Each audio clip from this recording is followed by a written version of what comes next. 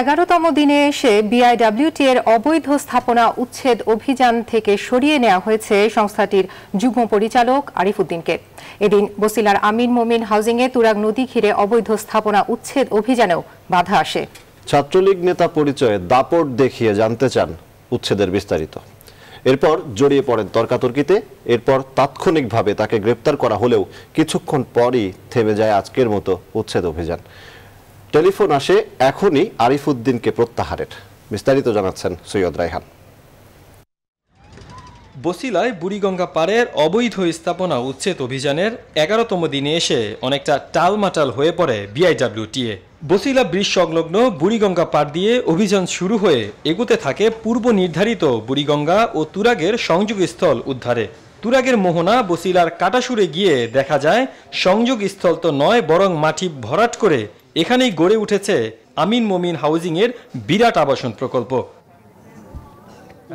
জানা যায় এর নেপথ্যে রয়েছে বিআইডব্লিউটি এর এক প্রভাবশালী ঠিকাদার রকিবুল আলম।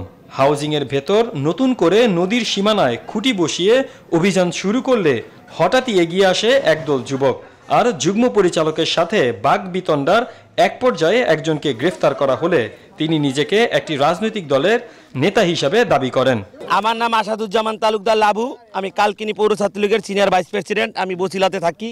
আপনি দেখেন 500 ছবি আছে আমার মোবাইলে শাহজাহান খানের সাথে, আমি তার সাথে রাজনীতি করি। অভিযান তখন প্রায় 4 ঘন্টা পেরিয়েছে। হঠাৎই তখন অভিযান স্থল ত্যাগ করতে দেখা যায় ঢাকা নদী বন্দরের যুগ্ম পরিচালক আরিফ উদ্দিনকে। এ সময় ঊর্ধ্বতনের নির্দেশে চলে যাবার কথা জানান তিনি। না, আমাকে চলে যেতে বলছি, এখান থেকে চলে যেতে। নানা রকম জটিলতা এখানে সৃষ্টি হয়েছে, যে কারণে আমাকে প্রধান কার্যালয়ে ডেকে পাঠিয়েছে। জটিলতার কি আজকে দুপুরে যখন আপনারা এই হাউজিংয়ে উচ্ছেদ শুরু করেছেন তখন থেকে শুরু হলো?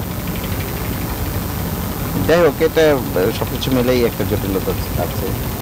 আর এভাবেই এবারের আলোচিত ও কার্যকর উচ্ছেদ অভিযানের দায়িত্বশীল প্রধান কর্মকর্তাকে বুড়িগঙ্গার পাড় থেকে সরিয়ে নেওয়া হয়। তবে এ বিষয়ে বিস্তারিত কিছু জানেন না বলে দাবি করেন উচ্ছেদের দায়িত্বপ্রাপ্ত নির্বাহী ম্যাজিস্ট্রেট। চলে যাওয়া না, উনি হয়তো পেশাগত দায়িত্বে গিয়েছেন। আমরা তো ওনাকে এখনো আমাদের সাথে আছেন বলে মনে করছি, এবং ওনার যে অন্য যারা অফিসিয়াল তারা সবাই এখনো আছে। তাদের সাথে পরামর্শ করে ওনার সাথে আমরা পরামর্শ করব। উনি শুধুমাত্র এই জায়গাতে গিয়েছেন মানে ওনার সাথে এখনো পরামর্শ আমরা করতে পারবো। আর বাকি যারা আছে তাদের সাথে পরামর্শ করে আমরা যে বাকি যে উচ্ছেদ নতুন যে কাজগুলো বাকি রয়েছে সেগুলি করব।